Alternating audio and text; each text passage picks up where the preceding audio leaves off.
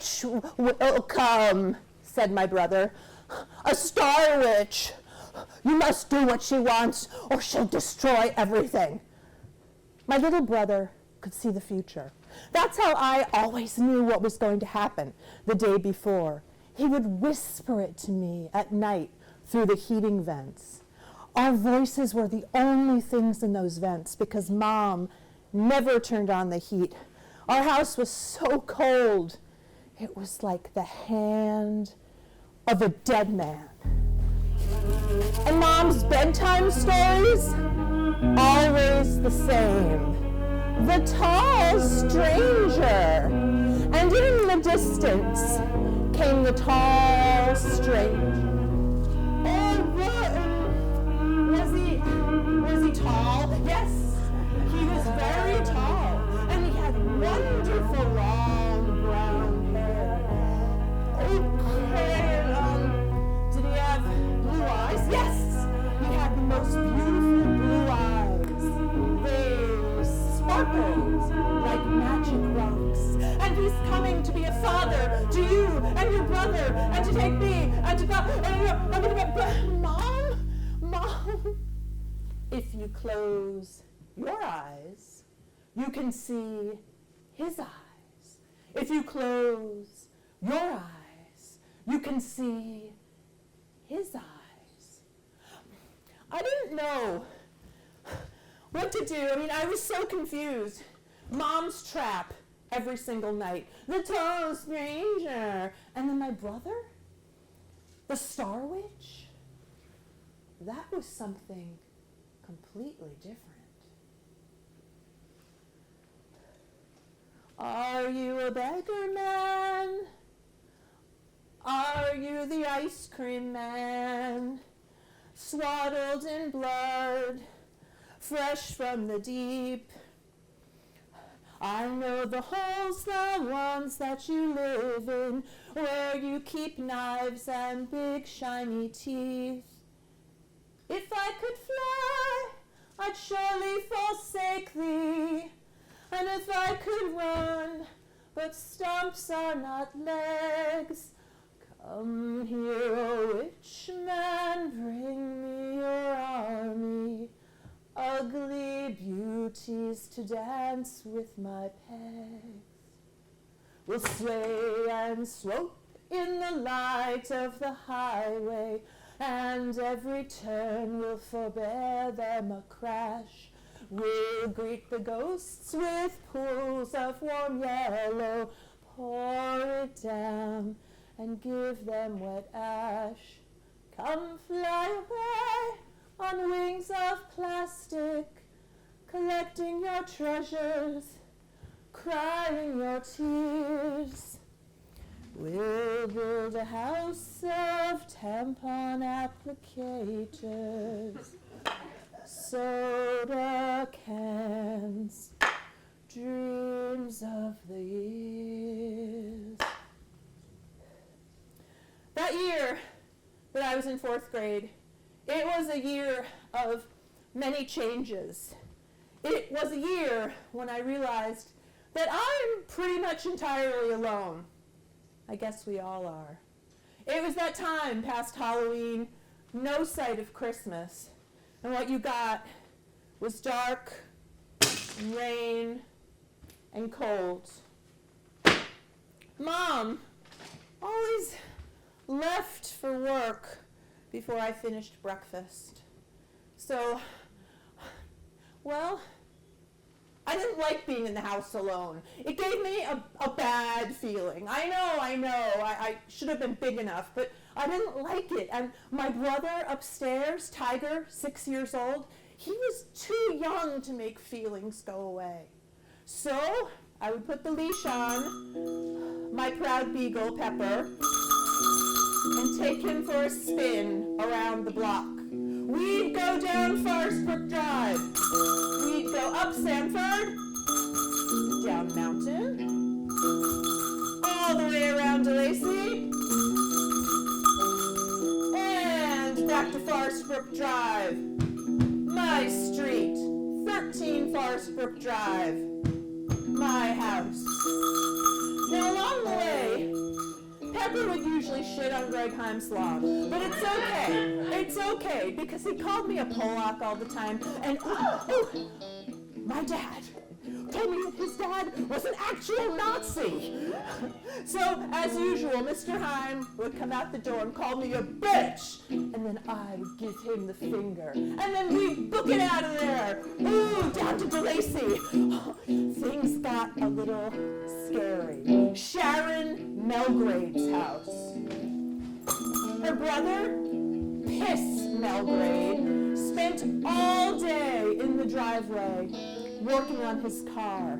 Oh, he was disgusting. He had this black t-shirt encrusted with food. He never changed it. And he had long, slimy blonde hair that he wore back in a ponytail.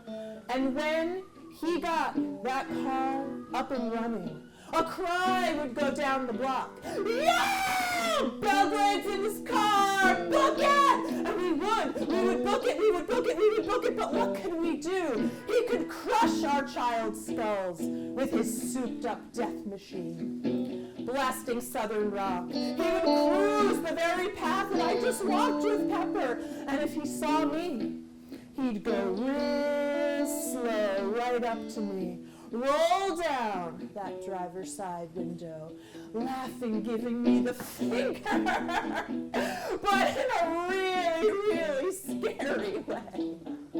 He had said he was going to kill me a number of times, and I believed him. He was just that terrible, terrible combination of mean and stupid that was so prevalent in my town. You know, sometimes I wished, I don't know, I wished I could just sing him a song.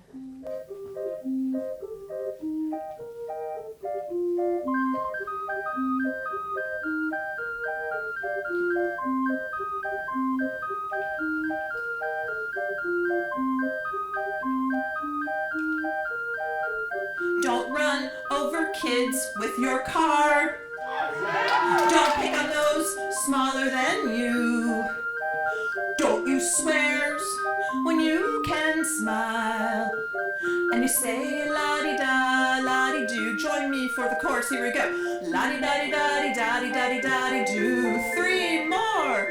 La-di-da-di-da-di-da-di-da-di-da-di-do. Oh, I can't hear you. Here we go. La-di-da-di-da-di-da-di-da-di-da-di-do. Home plate. Here we go. La-di-da-di-da-di-da-di-da-di-da-di-do. Second verse. If your life's not going quite right, and you need a particular break, make that break a holiday, not the femur of a child. Do try to start smiling more. Do try to offer the kind word. Don't run out of patience for that dumbass standing at your door. Now, do extend a sunburned hand to the man who plans the good thing. In short, never be a piss Melgrade. Don't try to run over kids with your car. La-di-da-di-da-di-da-di-da-di-da-di-do. Here we go, 3 more. Okay. La-di-da-di-da-di-da-di-da-di-da-di-do. You're sounding wonderful. La-di-da-di-da-di-da-di-da-di-da-di-do. You're loudest. Here we go. La-di-da-di-da-di-da-di-da-di-da-di-do. Woo!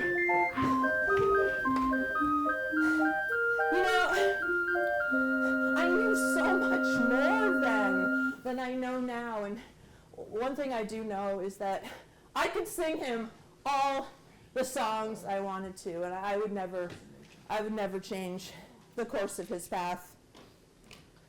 So I booked it out of there, proud beagle at my heels. Now, how about school? East End Elementary School sure was different then. Here we go. The Hartridge School for Girls, which is where I went up until 3rd grade. At Hartridge, we had ballet twice a week. Oh, we ate off of fine china in the dining room, and then there's the roaring fireplace. And there's me sitting right in front of it with my friends. You know, wasn't like that at East End. One day, before I even got into school, Debbie Conchampa came swaggering up to me right in my face and said, "Don't be a stupid fuck." I'm sorry. What? You know what you're doing. No, I really don't. Debbie's eyes were silver. I had never seen eyes like that. I mean, I figured maybe it was an East End kind of thing, like stained teeth or missing limbs. Debbie, please tell me what I'm doing. What's wrong? It's your pants. Never wear those dork pants again. They're too short, or I will kill you. And then she just walked off. Well, I figured I had one day to live because these pants weren't exactly gonna fix themselves. We have a few problems going on here. And you know, I don't exactly have a vast wardrobe at home. Everything I have is frilly, lace, or a dress. But I am seeing my dad next weekend, and I figured he's broke. Okay, and he shops at Woolworths.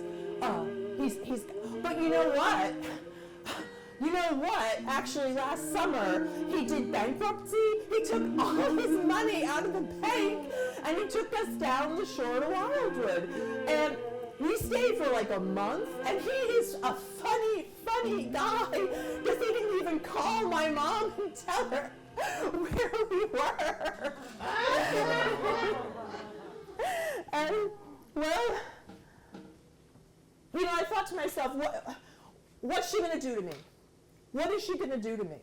Am I going to be like Colleen Malby, that mouse in a granny dress? Last week, they threw her up against the brick wall, and they were just pounding these little pink balls at her.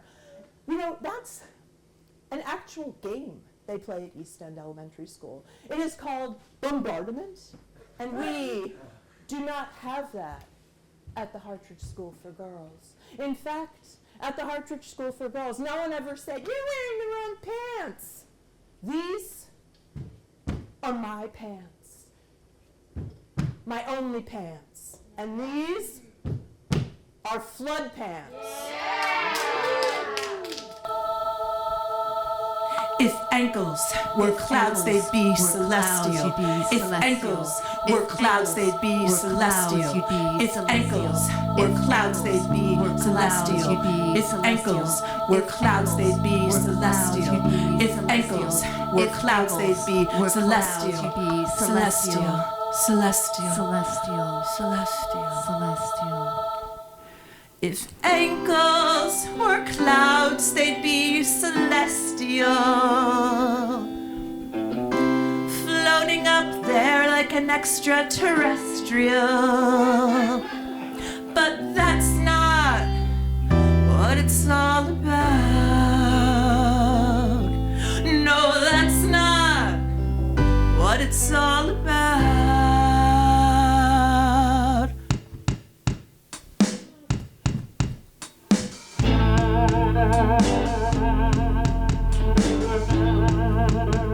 Alright, let's go. You're corduroy, you're corduroy, you're corduroy, oh, you're corduroy, you're corduroy. Boy, the joy brought you home, you lived alone in my closet, full of frills and lace of my baby days. Brave steed, the one good deed of a dad, busy growing weed in his front window. How'd you know it would all come tumbling down? Okay, if ankles were clouds, they'd be celestial. If ankles were clouds, they'd be celestial. If ankles were clouds, they'd be celestial. If ankles were clouds, they'd be celestial. Oh, flood pants! Oh, flood pants! Flood pants! Oh, flood pants! You're cut above. Someday you won't seem so sad. Oh, flood pants! Oh, flood pants! Flood pants! Oh,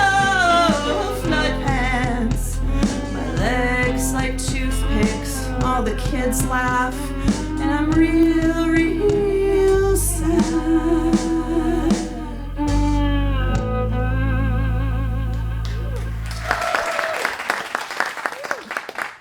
I got into class right before the bell rang. I went past the hallway, past the make-out couches. You know, our principal always said, "I am your pal." So he put make-out couches in the hallway for the older kids. I mean, our school, it went up to 6th grade. Anyway, I looked into math class. I was ready to do math. I like math. I looked in, but things were different. The whole room was dark. Every kid was sitting on the floor, making a circle, and in the middle was this pile of filthy rocks. I mean, how does stuff like this even happen? How did willowy, wispy Miss Bailey take a bag, fill it with filthy rocks, drag it up the stairs, and dump it in the middle of a bunch of 4th grade students? I don't know. I mean, she was like a sunbeam on the floor. She was like smoke from a Pall Mall. And why was this even okay? I mean, we did not have things like this at the Hartridge School for Girls. We just...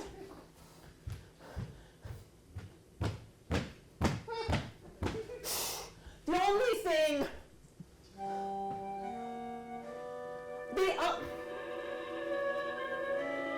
I was 6 years old, and I was the last one dropped off. The driver parks in the woods. He sits next to me. He asks me why I'm so sad. I looked out the window the whole time. I looked out the window, and then he was breathing like he couldn't breathe. And then he stopped. He drove me home. Anyway, Miss Bailey was having one of her rituals. She was wearing her gold scarf, and it wasn't even Meditation Monday. She had a beautiful ring on every single finger. Her hair, her Farrah Fawcett hair, was electrified in the fluorescent lights. She was spinning slowly, mumbling to herself. We just looked at her, an ecstatic priestess in front of posters of the metric system. The whole class smelled like the head shop on Somerset Street. For too long, class. The vibe has been too long. We need to bring it up to the stars. We need to raise the vibe up. Energy tentacles, tentacles, tentacles reaching for the sky. Class, I would like you each to work on your personal vibe. Oh, your personal vibe, personal vibe, personal vibe, personal vibe, personal vibe. Wait, Miss Bailey? Yeah. Yes? But why? Let's just say it has a very, very important part of you graduating to 5th grade. I need to see tentacles! So, we tried to raise the vibe. We all wanted to graduate to 5th grade. I mean, we knew the thing about the rocks, and it was the 70s. They had Meditation Monday, we had Yoga Tuesdays. Why not a bunch of rocks and slimy tentacles? So we sat there, and our eyes were closed, but we'd peek open sometimes, and we didn't want to crack up and hurt Miss Bailey's feelings. I have to tell you, we knew knew she was crazy, right? We all knew she was crazy, but she was no crazier than our parents. I mean, she was pretty. We all liked her. She wore cool clothes, and she talked like young people talk on TV, and I don't know. We'd do anything for her. And then finally, after 5 or 10 minutes, she turned on the light with a slammy hand. I am not getting anything. We will try again when the feeling is right. Get in your math groups. So I got in my math group and I sat there, and the rocks just sat there. And what? Bell rang for dismissal. Okay. Halloween was over, and the pumpkins were rotting on the stoops, and the sky was gray, and things weren't looking so great, and I was going home to an empty house.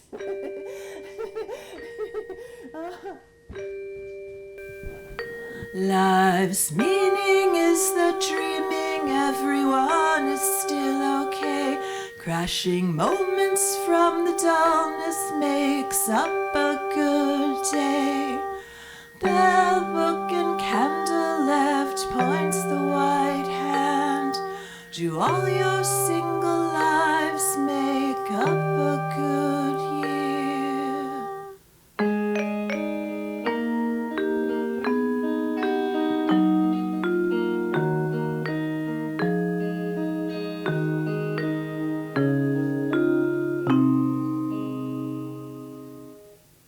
My surprise is telling you the mystery. Incense candles paint you. Do all your ashes equal one solid dog? Do all your curtains smell like leaves?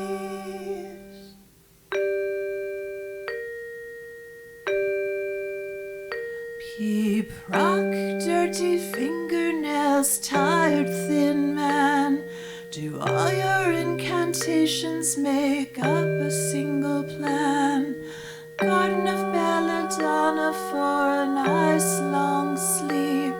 Do all your words make up a single peep?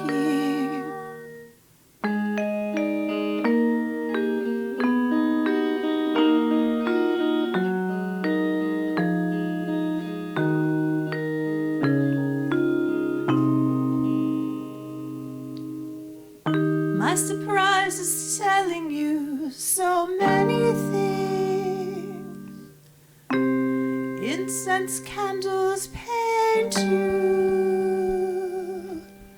Do all your ashes equal one solid dog? Do all your curtains smell like leaves?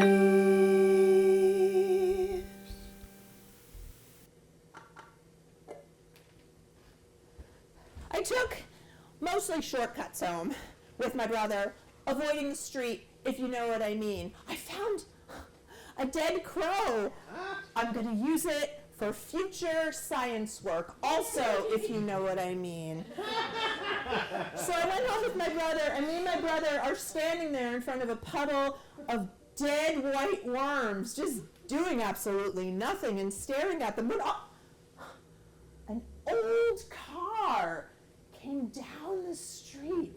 It was spewing stinky smoke. We didn't know what was going on. What do you think it is, Tiger? Is it a half-dead hobbit? I mean, everyone in North Plainfield knew that after school, before it got dark, that's when strange things kept looking and looking and looking. He said, I don't know, sister, look in the window. And so I looked in the window and I tried to see what was in there. I couldn't see anyone driving, but I could see 2 gnarly hands on the steering wheel. All right, book it, we went inside. My brother upstairs, Andy Griffith reruns. Me, kitchen, making dinner as usual. Macaroni and cheese.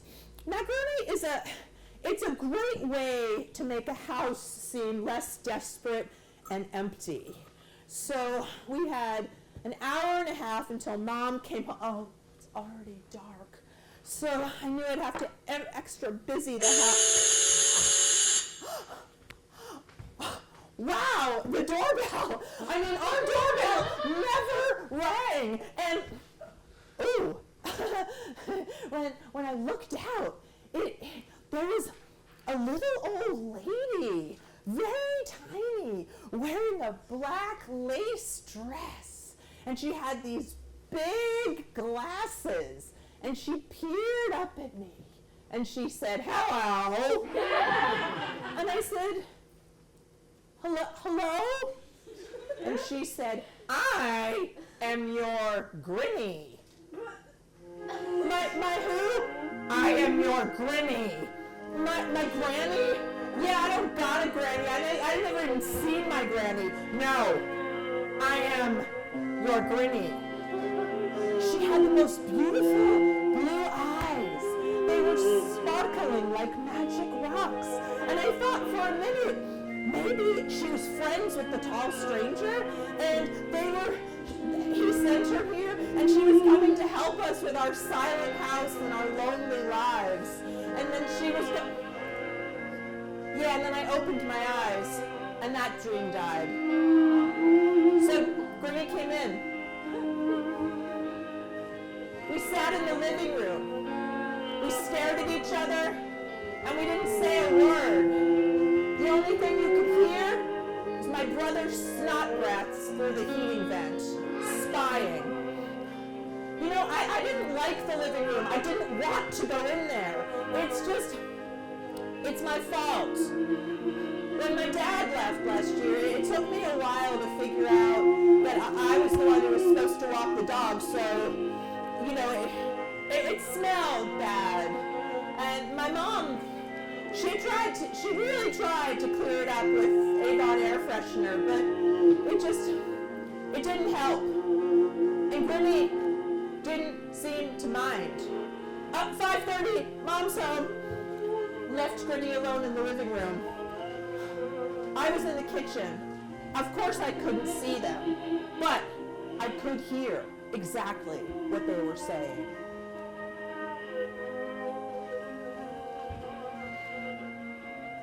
My what? My Grinny? You remember me, Susan. You were a little girl. And then in a robot voice, my mom said, oh, my Grinny. Yes, hello, Grinny, my Grinny. So, Grinny came to stay. She slept in Tiger's room, which means he slept in my room at the foot of my bed like a dog.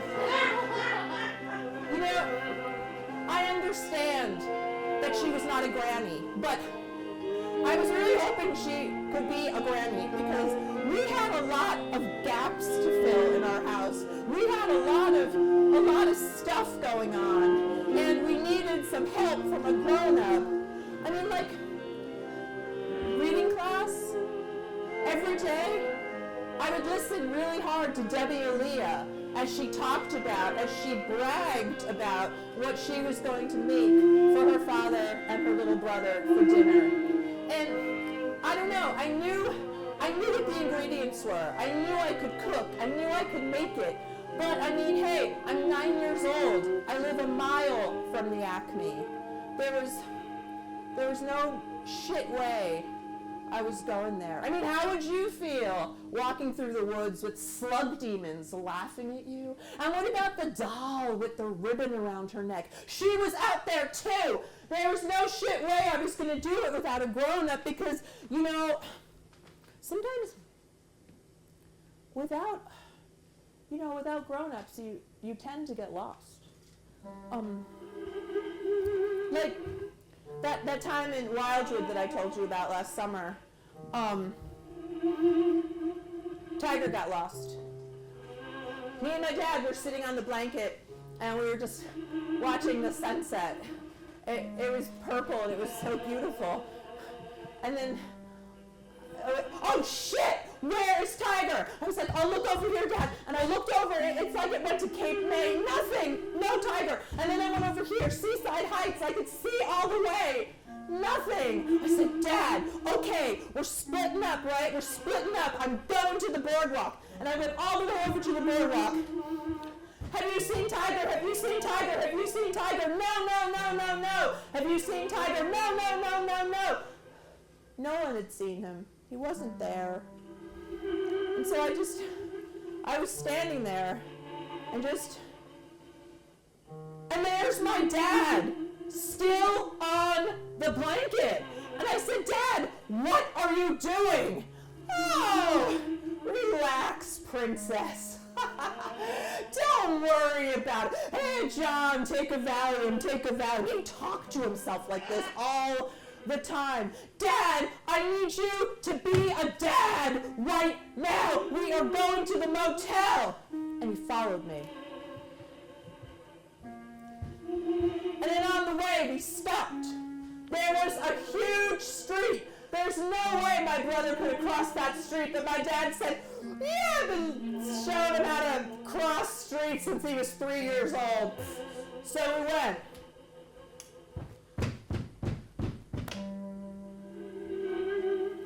He wasn't there. We walked back real slow. And I didn't want to think about the other place he could have been, that way, the water, even though he is an excellent swimmer. But the lifeguards went home hours ago. I thought about having a dead brother. And then all of a sudden he just ran up and he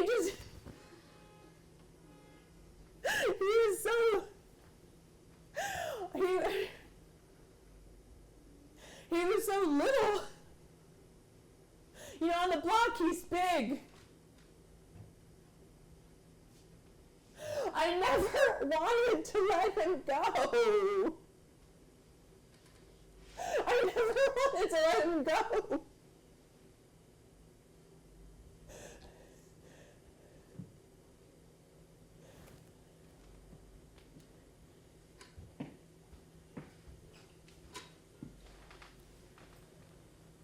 In Wildwood, there are dolphins, and you can swim with them. The ocean is amazing. You can walk out for like 100 feet, and you're still only up to your knees. And there are like 7 breaks, and the dolphins come in, and they look at you with their smiley faces, and you know that you're with them. The water is so blue. It smells like salt and the fresh air. And my bicentennial bikini and my plastic visor and my shoulders hot and wet. They were there for me. At night, Granny would get us up, shove us into chairs, and ask us questions. The kind of questions that a grandmother should know the answer to. When you dream, where do you go? I don't know, Granny. I don't know, Granny. What about pets? Granny, I don't know about pets. The hours went on and just whirled by, and Granny would ask more and more questions, and I would just say, I don't know, Granny. She was supremely interested in my answers. Every time I would say, I don't know, she would look at me and nod her head as if I were clearing something up for her.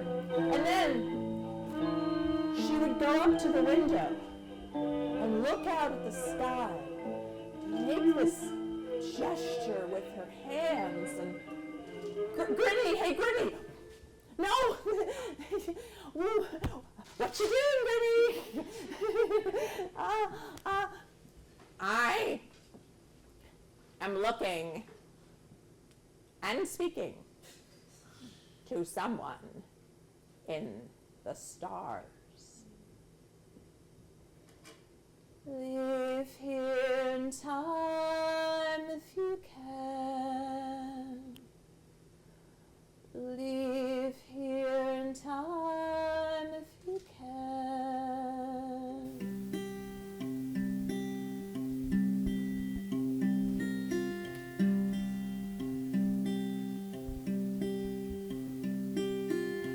Orange water and crochet, river glass diamonds, the wing of the hornfly sparkles your silence. Leave here in time if you can.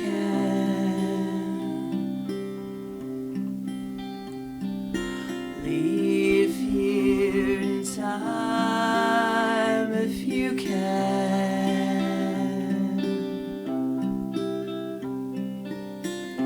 White antlers in the dark, crystal hoofbeats, lonely in the park, eating bare meat. Leave here in time if you can. Leave here in time if you can.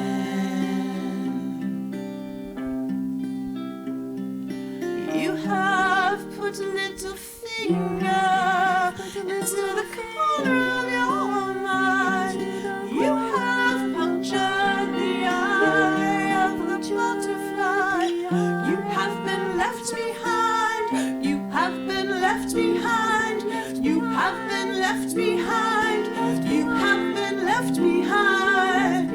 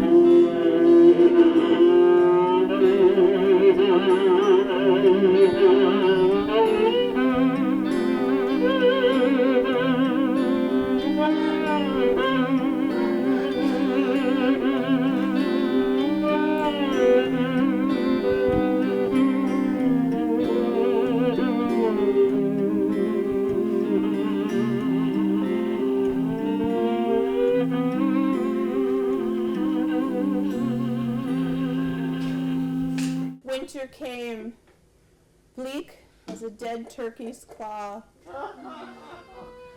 Wait, she was wearing me down, asking me questions, keeping me up all night.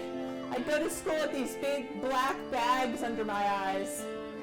And then, the night of the full moon, Grinny was extremely active.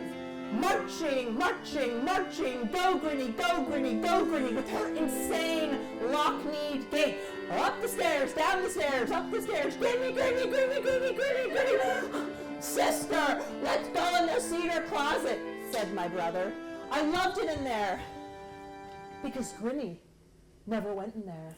And my mom didn't even know about it. Tiger, there's something going on. You've got to tell me what's going on. I can smell blood in the air. No, "No, sister. There are witches in the air." It was the prophecy. Later that night, we woke up. We heard something high and metal in our heads. It was awful. We tried to wake up Mom, but she was knocked out on pills. We decided we would follow the sound outside. And there, in the snowbank, were 2 lumpy shoes. And right next to that, on the icy driveway, was Grimmy, face down. Her coat was off. Her suitcase was by her side. And her sweater was pulled up all the way. Her arm was distorted and distended in a terrible fashion.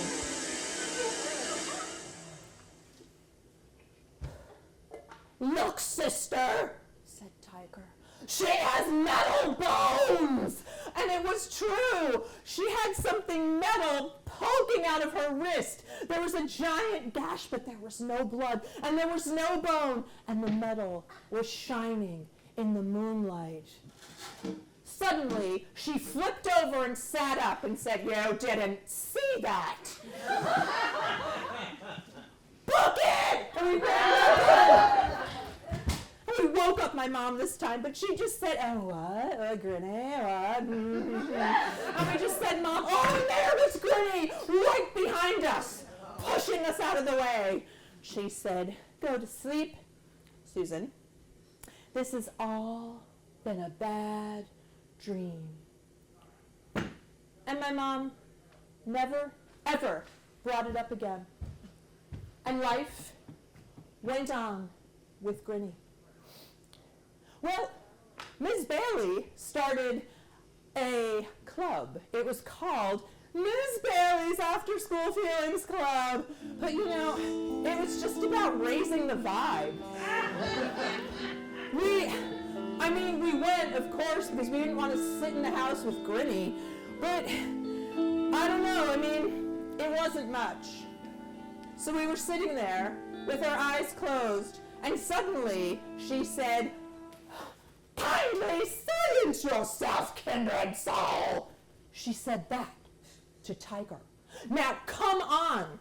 I got so mad. He is a first grader. What are first graders good for? Basically, snot breaths and insurrection. So, come on, Tiger, we're sneaking out. And we got pretty far. Thermos drop. You ruined it! And her legs and her arms, and there were all kinds of things going on. And then she said, "Oh, namaste, everyone. See you tomorrow."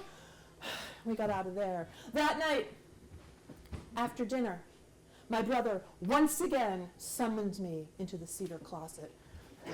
"Sister, something is going on with that teacher and those rocks. She is using them to communicate." Communicate, yeah, Tiger. Like with who? Like a dragon? No, sister. She is not a witch.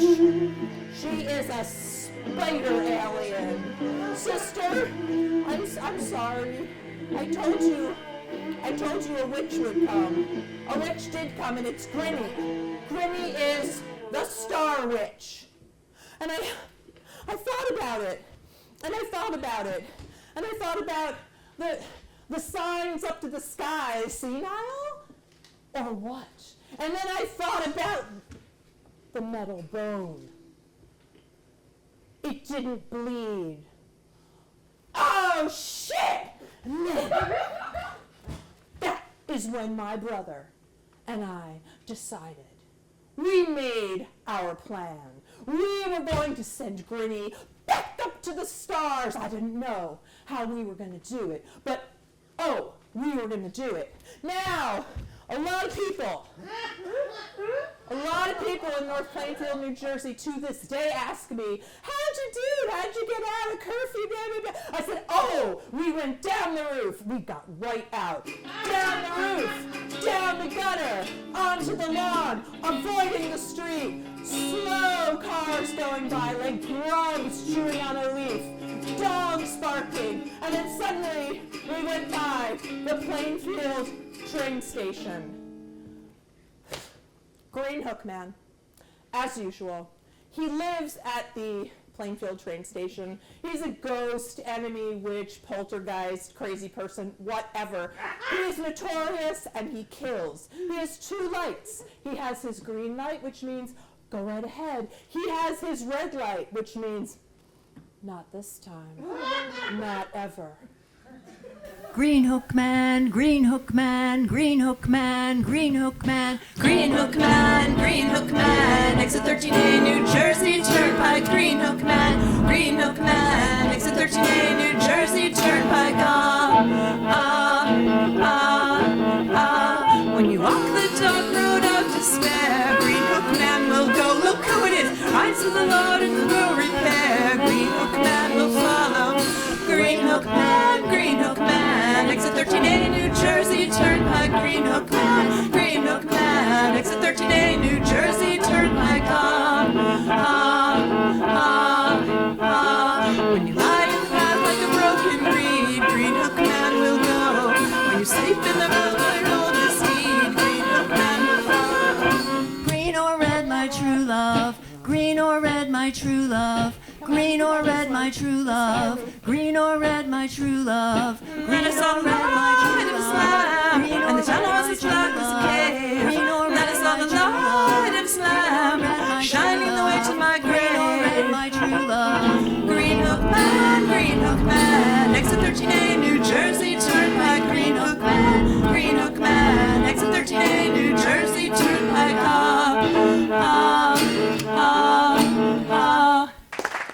The Green Hook Man missed us that time because we are stronger this time, Green Hook Man, and we booked it. We went all the way to East End. It was like we were in an action movie, like Convoy, like two trucks working together. We went faster and faster and faster and faster through the open window, creeping up the stairs.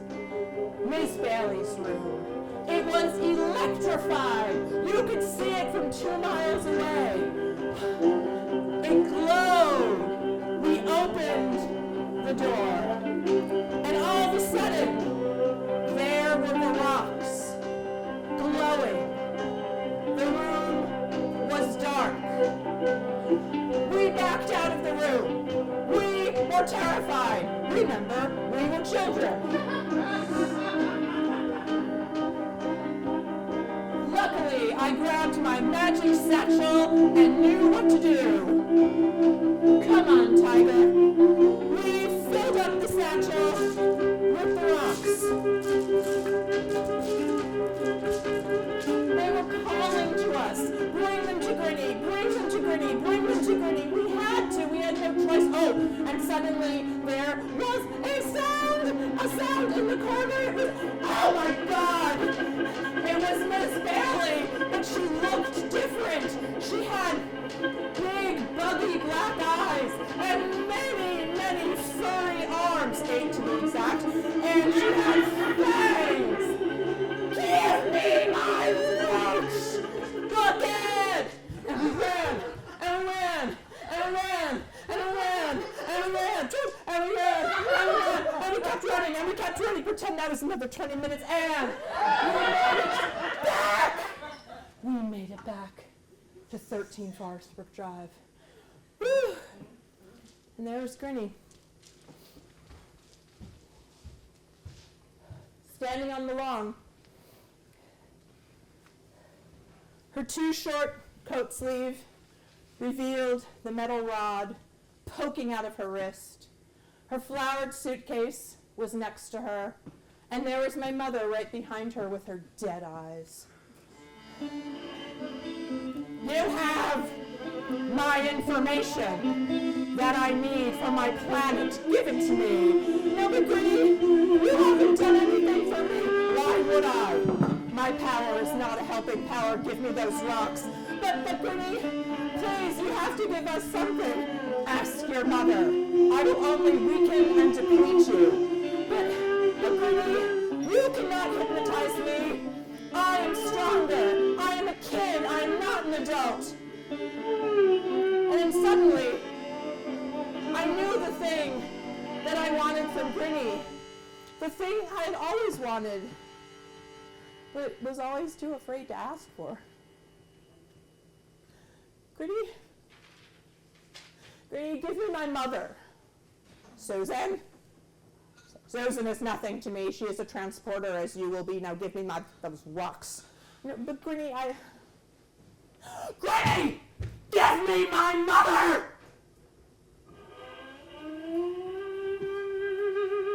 And then, with a sound like a choking cat, she let him go. And there was my mother, standing right in front of me with normal mom eyes, and talking like a normal mom. She was the mom I had always wanted. I left the rocks at Grinny's feet. And Grinny looked up, and one star was shining brighter than all the others. My mother. And then the rumble of the old black car and the gnarled hands on the steering wheel, puttering down the road. And Grinny was gone. This is what happened to me when Grinny came to my house. So, next time your doorbell rings, remember it could be anyone.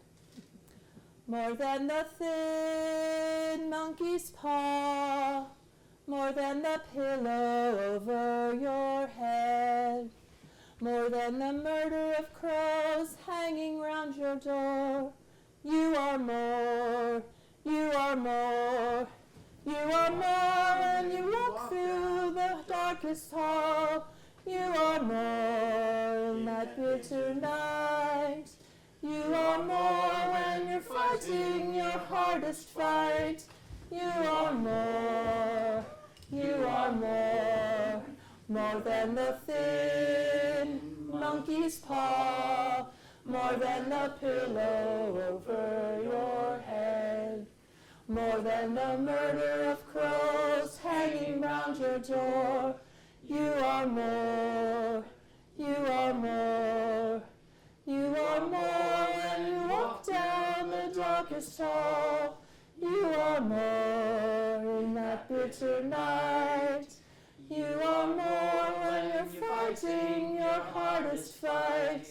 You are more, you are more.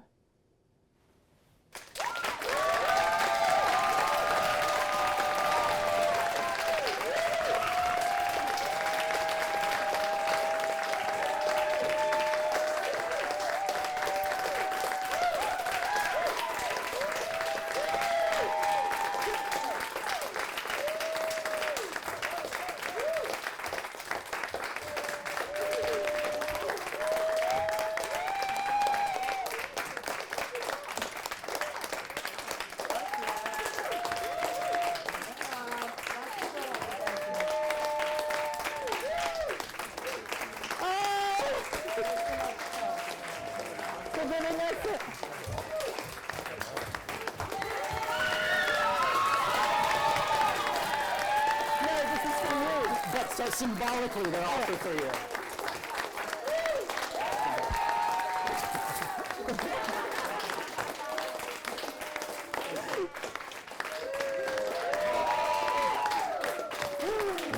Well done.